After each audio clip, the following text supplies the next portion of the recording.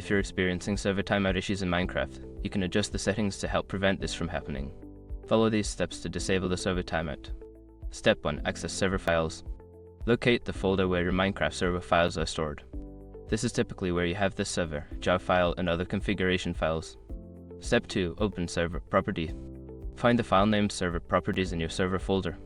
Open this file using a text editor like Notepad or any code editor. Step 3. Modify the timeout setting. Look for the line that says timeout or max tick time. If it exists, change the value to a higher number or set it to 0 to disable the timeout. If it doesn't exist, you can add a new line with max tick time equals 0. Step 4. Save changes. After making the necessary changes, save the server properties file. Ensure that you do not change the file format when saving. Step 5. Restart the server. Close your text editor and restart your Minecraft server for the changes to take effect. This will apply the new timeout settings. By following these steps, you should be able to disable the server timeout and improve your gaming experience. If you continue to face issues, consider checking your server's performance or network stability.